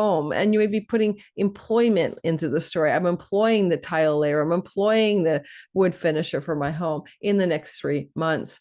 You could also note that Pluto's last time ever in your 7th house of marriage is opening a whole sign flow to this ingress, meaning that probably for the next 3 months, you are having some extremely intense and powerful shifts, maybe with your significant marriage partner, or with somebody who is very significant to you in your life. You have Chiron giving you that chironic healing of things to do with your career and your reputation and social standing that's felt a little bit off since 2019, struggling to find that key to true purpose. But I do not think this is too bad, because this solar ingress is helping Chiron. You're going to find out what brings your soul alive, from what things that bring you joy in and from your home, or you're going to draw deeply into the ancestral roots in order to pull from deep within the soil of your ancestors what it is you need to do to really feel on purpose in your career and be aligned with your destiny north node. Mars is giving you a little bit of chutzpah here. You are maybe a little agitated, maybe a little bit aggressive, maybe a little bit gnarly, but you're also decisive, action taking, forward momentum, will power it up. Mars will be here for 6 months, basically, until April 18th, minus a dip into Leo for 2. You got a lot of Mars in Cancer. Mars is going to square the ingress and make you very, very gritty about making decisions around your home. I mean, where you live. You make some major changes there about the home and home life situation. Mars rules your house of children, and some of those changes may be involving your children. Jupiter flows from the 12th house. It's good for money you generate internationally, for foreign companies, foreign customers and clients, international borderless revenue, digital revenue. But Jupiter also says you may have some opportunities to travel, and it may be with family members that you grew up with, to foreign lands and foreign shores in the 3 months that follows this entry point of the sun into the sign of Libra. Now, I'm going to break with tradition. And I'm going to do a stop share for a sec. I'll be right back. Chocolate break. And it's not on the air side of Gemini or Libra. All right, here we go. Let's roll into this next sign. This is Cancer. Sun. Oops. Did Cancer. We're doing Leo. Hang on. We're going into Leo land. Leo, sun, moon, and rising sign. Well, today we're going to talk about your solar ingress in Libra that happens every year, September through December. Here we are on September 22nd. This entry of sun into Libra is a 3-month story. It looks like with Venus here at the time of entry, trust me, she's really over here. You're definitely having something going. She's really here. We're really having something going on here where you are opening up to some positive developments to do with travel, siblings, aunts, uncles, cousins, neighbors, and neighborhood. And with the Juno here, you might be making some agreements with those siblings, signing contracts with the neighbors, agreeing to or committing to a trip with women, with siblings, with friends from your childhood. It's very travel, or you might want to sign up for a course. And if you do, you're bringing a lot of natural talents and abilities to it, but it likely would be a course that you would take for professional reasons because Venus rules your 10th house. We see that Mars is squaring from the 12th, the house of foreign shores and far off places, indicating travel to a far off shore or foreign place may emerge for you as an opportunity in the 3 weeks, months that follows this particular ingress. You also have Pluto for the very last time in your life going to be in a whole sign square to the ingress, indicating that there's big transformation afoot in the last in a lifetime way about matters to do with your work, health, pets, and rentals. Now, Venus is very protective of the solar ingress, but there are things that could happen with a Pluto here to do with the loss of a pet. I have to say that because of the South Node as well. But it would be a blessed ending. Maybe the pet was suffering or was very old. The energy here also about the work situation could be work opportunities want to emerge for you, connected to your local environment or the online world. And you may be looking at new opportunities for digital work or local brick and mortar places wanting to, give you a job or give you an opportunity for work, or work and travel will somehow be connected in the 3 months that follow the ingress of this sun. You got a lot of support here from Athena, who can be very much like a strategic and lawyerly and bookish and knowledgeable energetic in the house of your children. Now, you may be looking at new strategies regarding your children for some reason. There is some kind of need to be more strategic about your children, with your children, for your children over the next 3 months if you have children. Chiron's been giving you a little bit of a wound since 2019 about the meaning of life, the purpose of life, or your father figure is, and you and your relationship, daddy-os, has been wounded, or some wounding around your college, university, educational type endeavors or legal matters. And this wounding is now activated by the sun, and the sun is saying, well, Venus is protective. Well, I think you could see some kind of solutions emerge for wounds in the areas I just told you about, because Venus will bring benefic blessings on this 3 months stamped in ingress energy wise. What about Jupiter? I mean, he's flowing to the ingress. He's offering up celestial trine, air trine energy. And so therefore the next 3 months bring a lot of ease and flow between you and a sibling one younger, between you and a sibling one older, between you and your social groups, friendship networks, and career gains, as well as your aunts, uncles, cousins, nieces, nephews, and neighbors. All the people around you are offering you a particularly positive set of blessings in the next 3 months. Jupiter is the ruler of your house of chunky money. He might deposit some chunky money checks, not your normal work checks. Here comes a tax rebate. Here comes a chunk of money in the next 3 months for some of you. The way he's eyeballing the third house and then can deposit checks in the eighth. Possibly, if you're looking for a relationship, you can find one by going to large groups events, concerts, hanging out with large social circle groups, or in educational or travel settings. Single Leos can find new love in that part of the sky. Don't forget, Pluto mid-November moves into that 7th house. And if you have a challenged relationship, it could come to a close sometime mid-November onward, but Venus would open up new love and new relationships through travel, social life, and going out to the pubs and restaurants with friends, basically.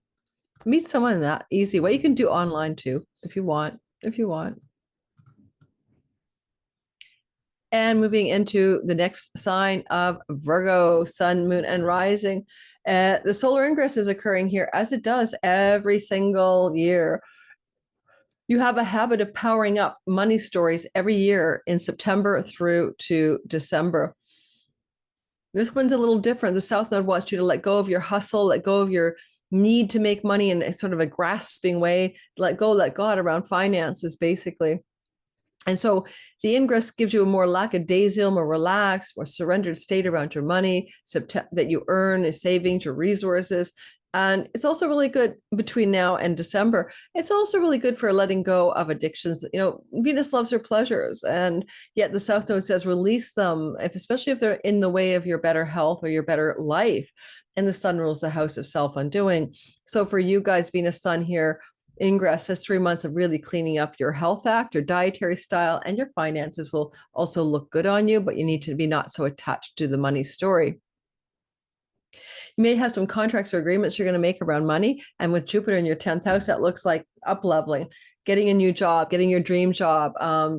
If you're an independently entrepreneur type person, a new level of success or public recognition, or just feeling like you're on top of your game in the next 3 months. Things are going well. And yeah, maybe not as much money as you used to, but maybe more enjoyment of making money in the work you do and really liking the vibe.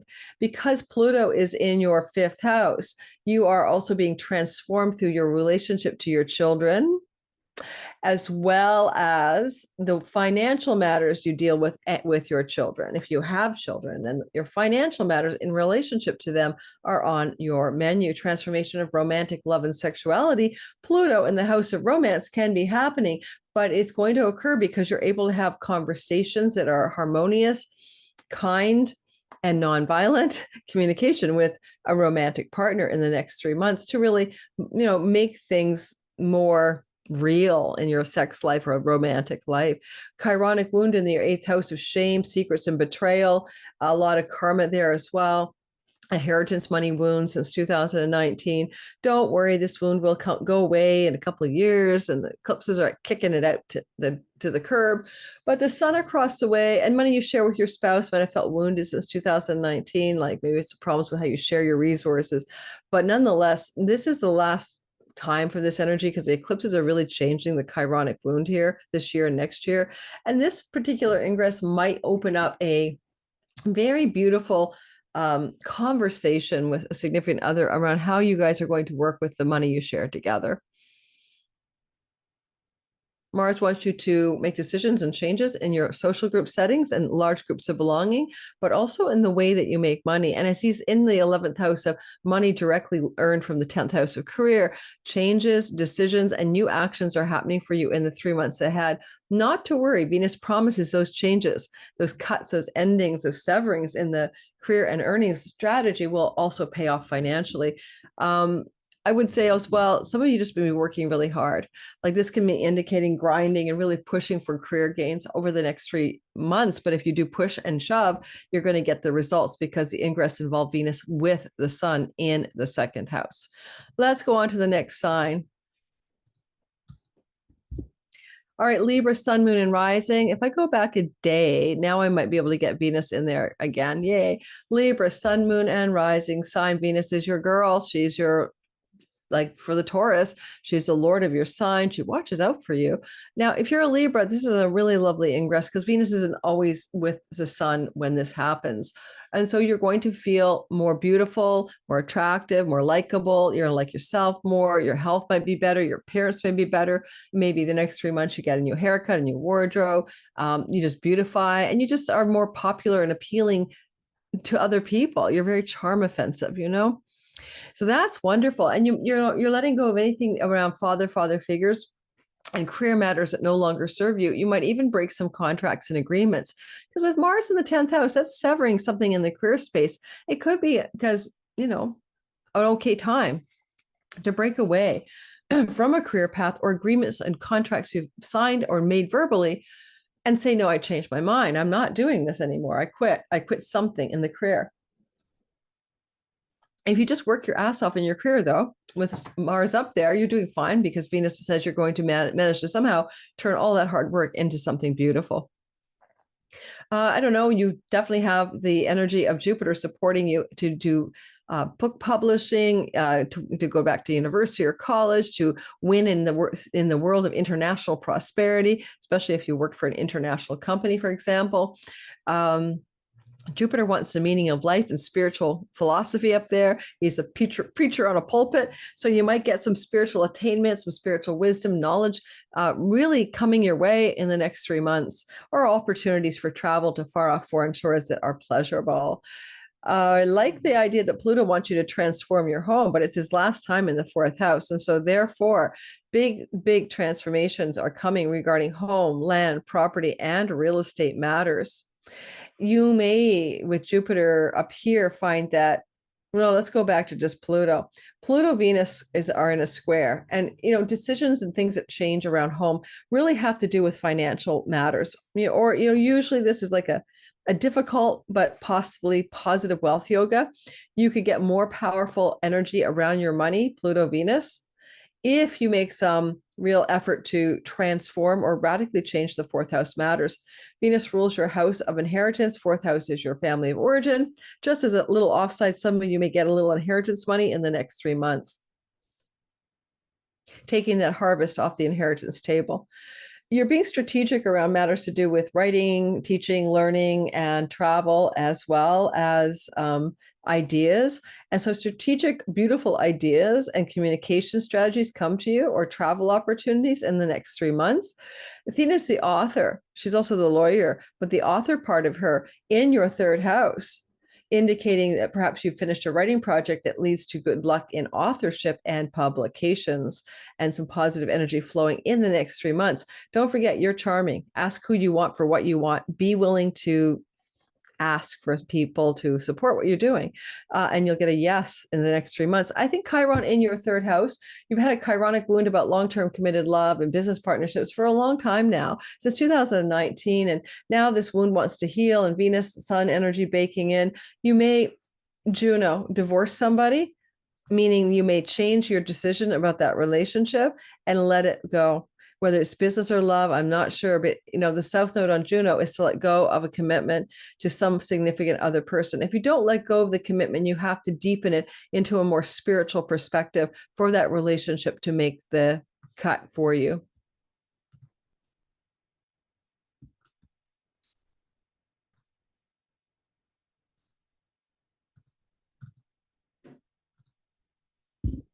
Scorpio, sun, moon, and rising sign. It looks like you're having the solar ingress again. Yay, every year.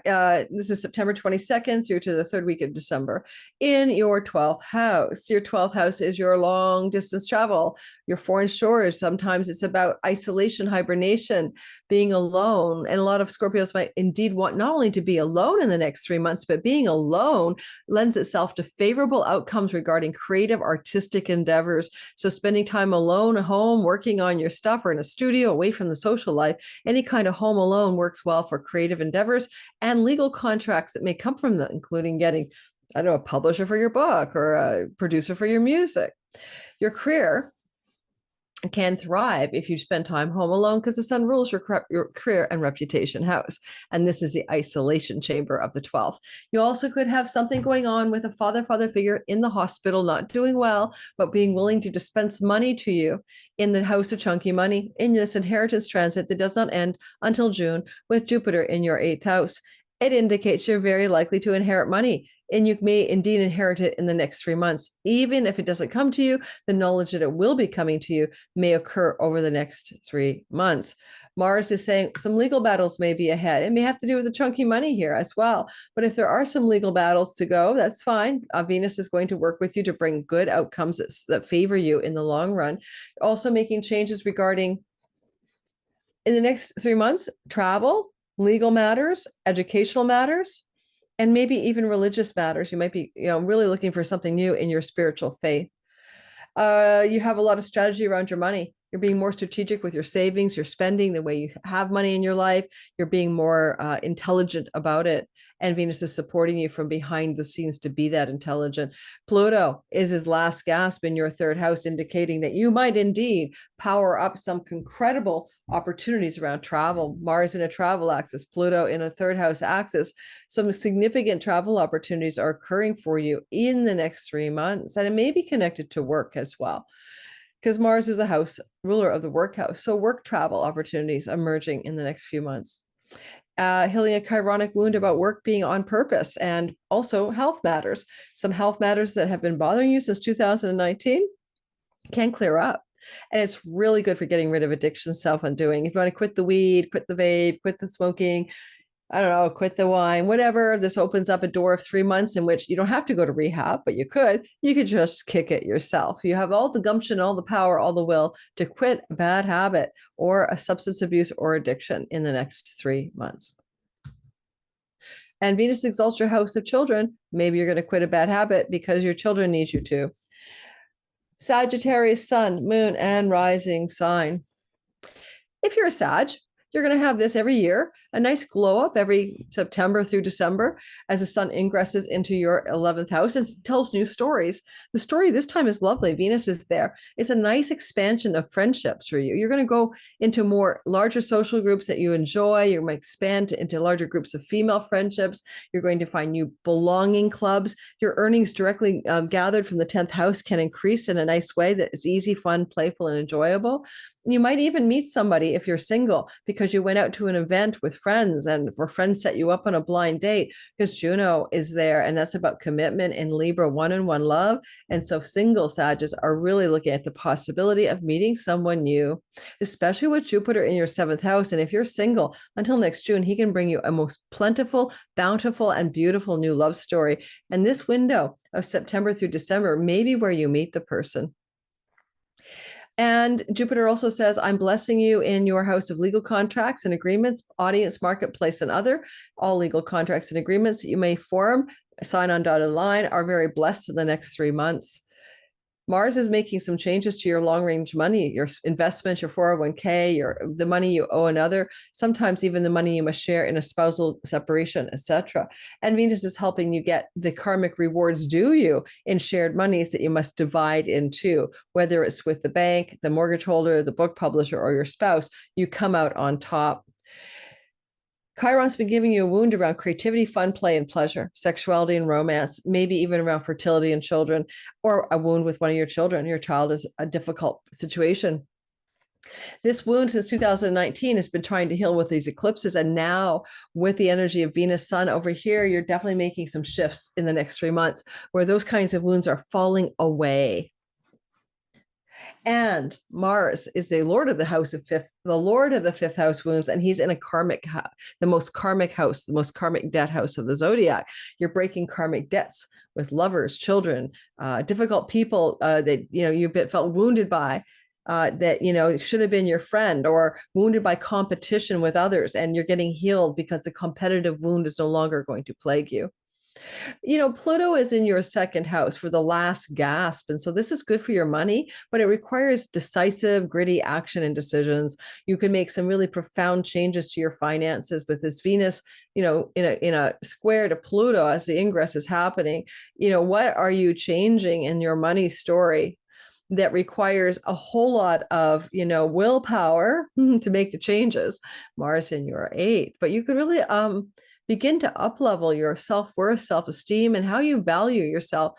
And when it comes to the finances, when it comes to your money and the money you have to share with another, especially if you're sharing it with your spouse and they're spending it all. So things like that are going to change for you if you have a spouse or business partners using your money. Athena in the first house is sort of, you are strategic, you are wise, you're intelligent, and you're operating on those premises as you live through the next 3 months of this ingress chart. Go for it. Hey, Capricorn, sun, moon, and rising sign. Look at that stellium up here. So yes, you've had to let go. You have to release, surrender your career, your reputation, your public standing, your social status, ongoing since the last July through to this January. But the next 3 months after this September 22nd ingress does look like some very positive luck and opportunities and goodness coming into the career and reputation space, flowing to Jupiter in the workspace. And so work, job, career energies are on the rise. And if you're looking for work, this is beautiful for you. If not, things you're doing in the world to be of service are highly elevated, very publicly appealing and popular, and people are enjoying you, sharing your light of the sun and the top of the sky. Your soul light shines brightly in the world if you are willing to let it do that. You may have some new contracts and agreements, but you may also divorce or separate because, the marriage or wedding house is often the 10th house, most visible sky. And we've got the South Node for letting go, Juno, the marriage status. Some of you, because of Mars here, will cut away. And this is mostly true for Capricorn rising, not sun or moon. You risings may cut away, end, or sever a long-term committed love story and let go of the status of I'm married, committed, or, vowed to be with this person. Jupiter is also very good for your health. And so your health can improve with the flow to Venus through things you're doing in the public world sky. Like everyone sees you golfing. Now you're lean and mean. Everybody sees you doing something in work and your health improves as a result. You can also notice that you've been dealing with this chironic wound. Where's my true home? Since 2019. Where do you feel like you belong? Which community, which town, which country? You've been wondering that since 2019, on and off, right? And I think this Venus combination, Venus and Sun and all of that up there, it's really going to open up a door of completion around that wounded feeling. By the time you get out of this third week of December, I think a lot of you are going to sort of stick the landing on, this is my home, this is where I belong, this is where I feel like I want to belong. And maybe somewhere foreign. North Node represents the foreign energy, the foreigner, the outsider, and you may indeed find your home in a country other than the one in which you were born. And with Venus strategically and lawyerly in the 12th house, you might be looking at how to figure out the legalities and the strategic visas and the ways to actually home yourself in a country other than the one you're in. You are Pluto. This is the last gasp. You have power, potency. You have inner riches and outer gumption. You know what the meaning of power truly is since 2008's transit. Yes, you've had deaths and losses, but you come out stronger for it. And Pluto is in a relationship to Venus, squaring toxic love, toxic money. But where have you to make breaks away from toxic love stories and toxic money stories of betrayal and disappointments, maybe obsession and jealousies, all around those matters. But the interesting part is it's in the visible sky. So it's not secrets. So you may make some major changes around toxic work situations, toxic relationships connected to work, or to your reputation,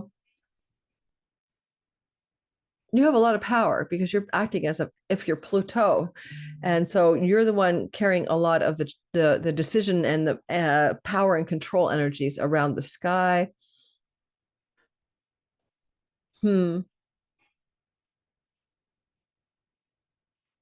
But power and riches is Pluto, and it's connected to the workhouse. So new opportunities for power and riches connected to the workhouse in the next 3 months after this ingress. Aquarius, sun, moon, and rising, I am one of you. Look at this sky. What we have going on here is we have the energy of a stellium of goodness as the ingress begins in your ninth house. You may have a deeper spiritual awakening, a deepening of your desire to dive into the meaning of your own life, an activation of the house of book publishing with positive contractual agreements and luck over the next 3 months. I got a book agent. I'm hoping to get the proposal done. Maybe she'll find somebody for my book. Lickety split. That would be a miracle. I would say that Jupiter's story, he's in the house of entrepreneurial, creative, and artistic endeavors, blesses anything to do with podcasting, publishing, and publications. Serial podcasting can be ninth house, and so can book publishing. You may also have some positive developments with opportunities to travel to far off foreign shores with a marriage partner, for example, or in a third marriage itself. The South Node indicates there's a karmic connection to the place you're traveling. It wouldn't be travel you would do probably or plan between now and the third week of December. With Mars squaring from the sixth house of work and health matters and Pluto in the 12th, a lot of you are kicking the habits, the addictions of self-undoing, and Venus is helping you do it in ways that feel blessed, meaningful, and easy. But also you must make those decisions and take those action steps in order to do that. Your work and career matters. Mars in the sixth house, the work, the daily work, the work routines, the place you do the work is making changes. Mars is making changes. You're working hard. He's in the house of his joy. You might be really tactical, you might be very competitive, you might be very sort of focused on getting the gains here of your work, and all of that really turbocharged, right, in the next 3 months. But I wonder, Mars is also asking for change of direction, making new decisions around work so that you find yourself more aligned with meaning and dharma and going in the direction of your soul's desire, your true north. So you'll cut things out. I'll tell you guys, I'm cutting out readings. I was supposed to open my readings cart, but I can't. I've got to write a book proposal. I've got to teach Sky Reader. I've got to do YouTube production, and I don't have the time. I still have my Monday readings that are all slotted, and people book me all through December. I'm working like 4 days a week in December because they booked me a year ago, but now I just don't have the time. So I'm not opening up my readings cart at all this fall, and that's a decision I'm making, cut and sever an aspect of work. What are you doing as an Aquarius? What part of your work and health are you ending, cutting, or severing? All right. Venus is in the house of heaven. Mars is in the house of pets. A pet could go to heaven. Could be an old pet, not to worry, but in the next 3 months. Jupiter can bring you money luck, including lottery wins with Venus in the house of institutions. And this could also indicate the birth of a grandchild or a pregnancy or a fertility moment, a conception for you or your significant other. So you may have an announcement of grandchildren coming your way. You might have an announcement you or your partner are pregnant. Yay, you, in the next 3 months. And finally, you have Pluto in the 12th house, the last chance to quit those addictions and harvest something good, the end of a long cycle of karmic house cleaning as Pluto went through that part of your chart since 2008. Venus is supporting that transition, but where things could have been really toxic addictions, toxic love, betrayal, your own self-sabotaging strategies getting in the way of your purpose in life, Venus is helping Pluto mop it up. She's got great dignity here, and you're really leaning into faith. You're really leaning into divine connection to the divine in order to clean up any kind of mess around sabotaging your own life. Also, Pluto means riches, and he's in the house of money you generate from far off foreign shores. Venus is in the house of the word international. So international monies can increase, international revenue can increase in the next 3 months. With Athena, the strategic lawyer and the wisdom and knowledge holder, and the bookie authory planet, she's in every author and every lawyer's chart in my practice. After 6,000 clients, I figured this one out.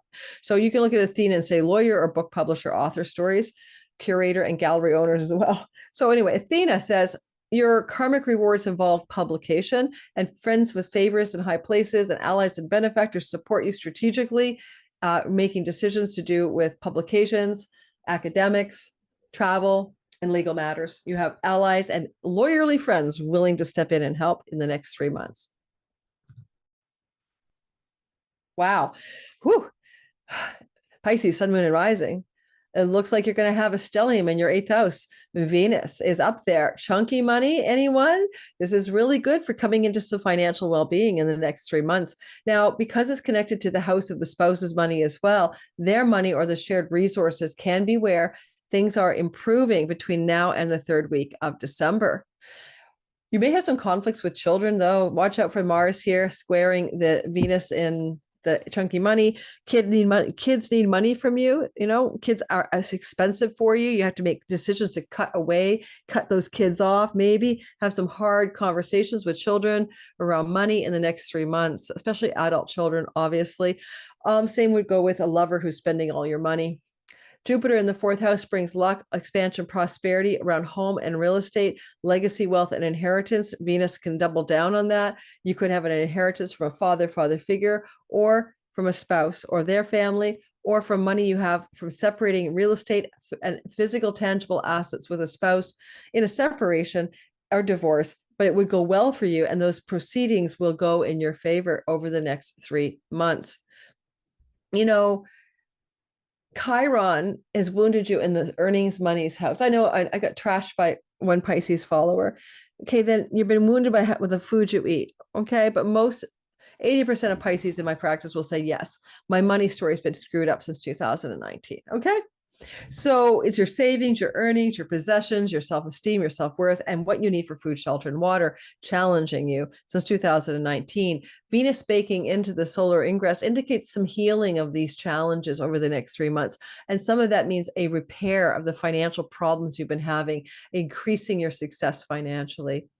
Sun rules the house of rentals, and Jupiter's in the house of rentals. You want to rent a property out, or you want to lease a property for yourself. Good luck goes your way. Good things happen in those 3 months that follow.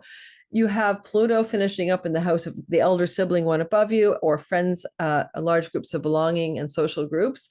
This is going to indicate the last chance for deep transformation. Possibly some secrets or some revelations can come out with those friends or the elder sibling, one above you, but it's transformative in the next 3 months. Venus is applying to that Pluto square. It's kind of toxic love. Oh no, betrayal and, shame and guilt and all the darker sides of love or money stories. But it's still Pluto's last time here. So he's trying to reward you with something. An elder sibling could reward you financially. You could have some big transformation in the way you make gains in your own career. You're being more strategic now. You want to think like a lawyer up here. You got like an eyeball for strategy and how you are going to make these career gains and chunky money stories happen. All right. And perhaps some of you are thinking of using a legal advice around your career success stories, getting someone more to give you, well, legal is a little heavy, guidance and advice from a strategic, wise person around how to improve your career gains in the next 3 months.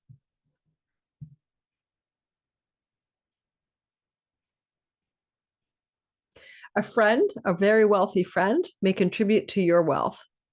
A very wealthy friend may contribute to your wealth over the course of the next 3 months. Alrighty, that's it. Sky Reader starts on the 28th of September. Can't wait to teach it. Got a great group of class people stepped in already. If you want to learn astrology, be your own astrologer, time your best life. The early bird discount is coming to an end on the 22nd of September. Information about the course is in my description box below. If you can't apply the code, because you can't figure out how to apply the code, don't apply the code then. But if you pay full price, I had a bunch of people say I couldn't apply the code and I paid full price and they wanted me to refund them. I'm a one-person show, guys. If you can't apply the code, you're paying full price. It's really not that hard. It says coupons, gifts and there's a form where you add your coupon code and hit apply. So I'm sorry, but if you don't apply the code, I don't have an assistant who can go back and start refunding everybody. And PayPal charges me $15 to refund you, and it's a $33 refund. So, all right, just saying. Whew. Just saying, I'm a one-woman show. I don't have a staff at this point. And so I don't have some admin person.